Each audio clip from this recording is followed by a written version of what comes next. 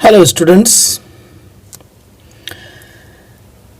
Assertive sentences direct and indirect के अंतर्गत हम लोग ये पहला सेंटेंस का प्रकार है जिसे पढ़ेंगे।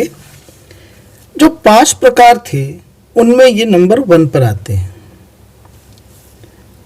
असर्टिव सेंटेंसेस के डायरेक्ट स्पीच को इनडायरेक्ट स्पीच में बदलते समय निम्न प्रकार के 3 परिवर्तन किए जाते हैं।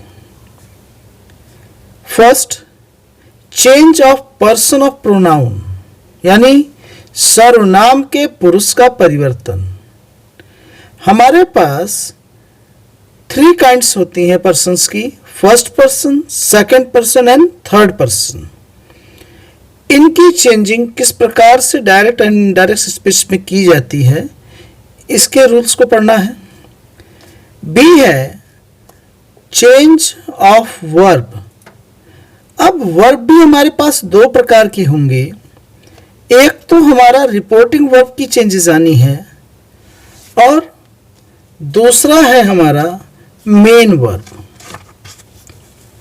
यानी कि हमें रिपोर्टिंग वर्ब्स की भी चेंजेस देखनी होंगी कि कहाँ पर हमारा रिपोर्टिंग वर्ब चेंज हो रहा है और कहाँ पर नहीं, और मेन वर्ब्स किन कंडीशंस में हमारी चेंज होंगी और किन कंडीशंस में चेंज नहीं होंगी। फर्स्ट चेंज है change of person of pronouns, यानी डायरेक्ट स्पीच से इनडायरेक्ट स्पीच बनाते समय रिपोर्टेड पार्ट के फर्स्ट पर्सन के प्रोनाउंस को, यहाँ पर हमारे पास फर्स्ट पर्सन के अंतर्गत आई और वी ये 2 प्रोनाउंस आते हैं, तो इनको रिपोर्टिंग वर्ब के सब्जेक्ट के अनुसार परिवर्तित किया जाएगा। और अगर हमें सेकंड पर्सन का प्रोनाउन मिलता है, सेकंड पर्सन का प्रोनाउन का अर्थात हुआ यू, तो सेकंड पर्सन के प्रोनाउन यू को रिपोर्टिंग वर्ब के ऑब्जेक्ट के अनुसार परिवर्तित करते हैं, परंतु रिपोर्टेड पार्ट में आए हुए थर्ड पर्सन के प्रोनाउन में कोई परिवर्तन नहीं करते हैं। थर्ड पर्सन के अंतर्गत हमारे पास ही, शी, इट, दे ये सारे वर्ड्स आते हैं।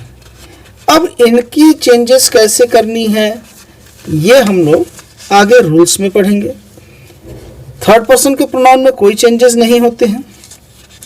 अब यहाँ से देखिए, इस रूल को हम लोग इस तरह से भी समझ सकते हैं कि रिपोर्टेड पार्ट के फर्स्ट पर्सन के प्रोनाउन को रिपोर्टिंग वर्ब के सब्जेक्ट के अनुसार बदलते हैं, रिपोर्टेड पार्ट के सेकंड पर्सन के प्रोनाउन को रिपोर्टिंग वर्ब के ऑब्जेक्ट के अनुसार चेंज करते हैं, और अगर हमारा रिपोर्टेड पार्ट में थर्ड पर्सन का प्रोनाउन आ जाए जैसे ही, सी, इट या दे, तो उसमें कोई चेंजेस नहीं करते हैं।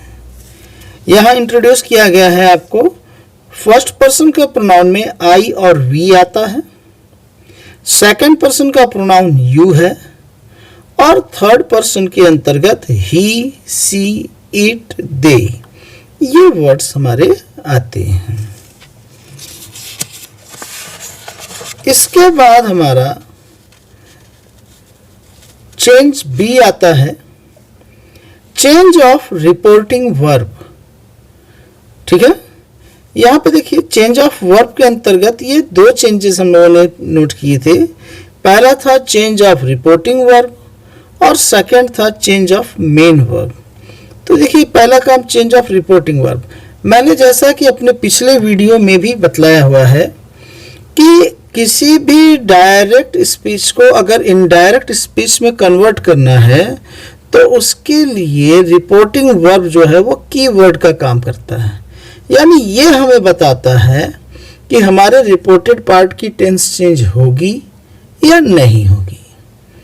फिलहाल तो हम लोग यहाँ पे रिपोर्टिंग वर्ब की चेंजेस को समझ रहे हैं, और जब इसको हम लोग समझ लेंगे तो उसके बाद हम टेंस की चेंजेस का भी रूल्स को फॉलो अप करेंगे। अगर आप मेरे चैनल पर नए हैं तो चैनल को लाइक और सब्सक्राइब जरूर कीजिएगा। चलिए अब यहाँ देखते हैं हम लोग चेंज ऑफ रिपोर्टिंग वर्ब। पहला है यदि रिपोर्टिंग वर्ब का ऑब्जेक्ट न हो तो। कहने का मतलब अगर हमारे पास जो भी वर्ब्स आती हैं उसके बाद उसका कोई ऑब्जेक्ट अगर नहीं है तो उसमें कोई चेंजेस नहीं करते हैं।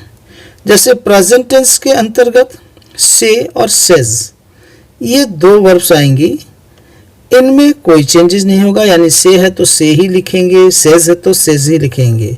किस कंडीशन में? जब हमारे पास रिपोर्टिंग वर्ब का ऑब्जेक्ट ना हो। इसके बाद हमारा आता है फ्यूचर टेंस। फ्यूचर में विल और से, विल से का यूज है, तो फ्यूचर टेंस में भी रिपोर्टिंग वर्ब चेंज नहीं होगा जब हमारे पास रिपोर्टिंग वर्ब का ऑब्जेक्ट मौजूद ना हो। इसी तरह से पास्ट टेंस के अंतर्गत सेड आएगा, तो सेड में भी कोई चेंजेस हमको नहीं करना है।